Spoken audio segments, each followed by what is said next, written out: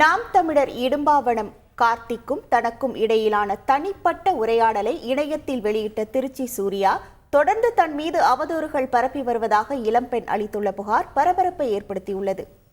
இடும்பாவனம் கார்த்திக் என்னை ஏமாத்திட்டதாகவும் அவரால் நான் ஏமாற்றப்பட்டதாகவும் ஒரு அவதூறு பரவிட்டு வருது. அது முற்றிலும் பொய். அது எதுவுமே உண்மை கிடையாது. நாளாக பரப்புகிற என்னோட புகைப்படங்களும் என்னை சார்ந்த பதிவுகளையும் பார்க்குறப்ப ரொம்ப மன உளைச்சலுக்கு உண்டாக்குது. இந்த 4 நாளுமே நான் முழுமையான மன உளைச்சலில் தான் இருந்தேன்.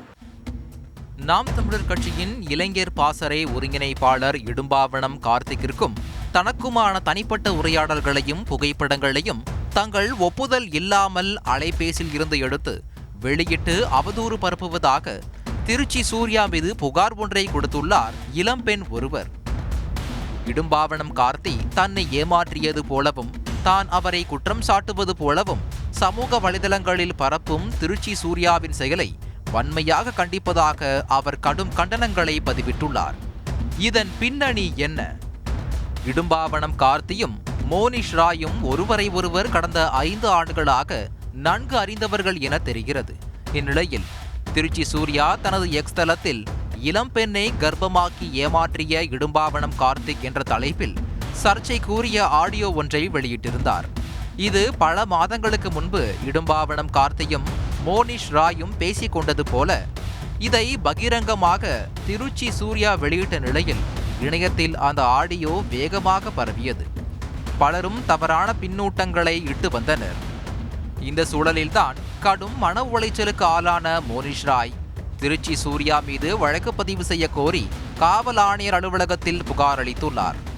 ஆடியோ வெளியானதில் இருந்து பல கட்சியினரும் நாம் தமிழர் இடும்பாவனம் கார்த்தியை குறிவைத்து வார்த்தை தாக்குதல் தொடுத்த நிலையில் அவரும் தனது தரப்பு விளக்கத்தை அளித்துள்ளார். இதெல்லாம் மிகப்பெரிய ஒரு அநீதி.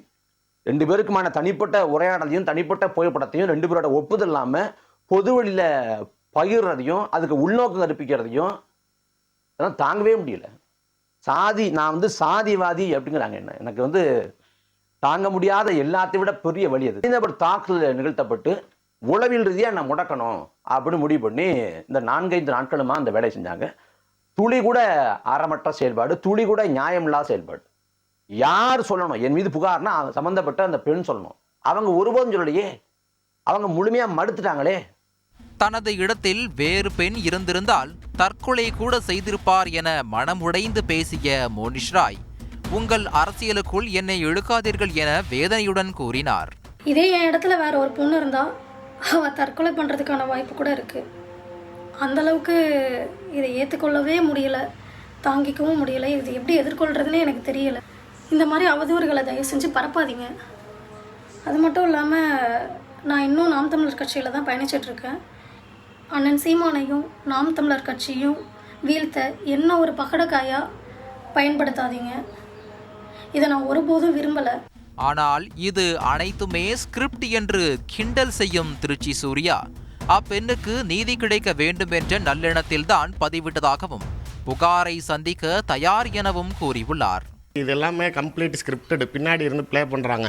இன்னொன்று, நான் போய் அவங்களுக்காக நான் குரல் கொடுக்கணுங்கிற அவசியம் இல்லை. அவங்களுடைய முகநூல் பக்கத்தில் அந்த பெண் தான் நாளைக்கு இடும்பாவனம் கார்த்தியோடு இருந்த புகைப்படங்களை தொடர்ச்சியாக அதை நாளைக்கு வெளியிட்டு இந்த மாதிரி அவர் என்னை காதலிச்சார், என் கூட இருந்தார், என்னை கர்ப்பமாக்கிட்டார், நாளைக்கு என்னை கல்யாணம் பண்ணிக்கிறேன்னு சொல்லி என்னை ஏமாற்றிட்டாருங்கிற பதிவுகளை அவங்க போட்டிருக்காங்க. இந்த பெண்ணுக்கு ஒரு நீதி கிடைக்கட்டுமேங்கிற ஒரு நல்லெண்ணத்தில் தான் நம்ம போட்டோம். அதை நாளைக்கு அவங்க பின்னாடி இருக்கக்கூடிய கட்சியினர்கள் அவங்களுக்கு அழுத்தம் கொடுத்து காவல்துறையில் புகார் கொடுக்க வச்சுருக்காங்க. நான் அதை நான் சந்திக்க தயாராக இருக்கேன். நான் அதாவது உண்மையிலேயே எனக்கும் இடும்பாவனம் கார்த்திகேயன் அர்த்தம் என்ன, எந்த தொடர்பும் இல்லைங்க. அவர் அண்ணன் மாதிரிங்க, என்னங்க அவரையும் நீ சேர்த்து வச்சு பேசிட்டீங்க, நான் யாருன்னு உங்களுக்கு தெரியுமா, என் ஃபோட்டோ ஏன் வெளியில் எக்ஸ்போஸ் பண்ணிங்கன்னா நீங்கள் சொல்கிற அவதூறை நான் ஏற்றுக்கொள்கிறேன். நானும் வழக்கறிஞர் தான். பொதுத்தளத்துக்கு கொண்டு வந்ததுனால தான் இது பொது பேச்சாக இருக்கே தவிர உங்கள் வீட்டுக்குள்ளார நடக்கிற விஷயத்தை நான் ரோட்டில் எடுத்துகிட்டு வந்து விடலை.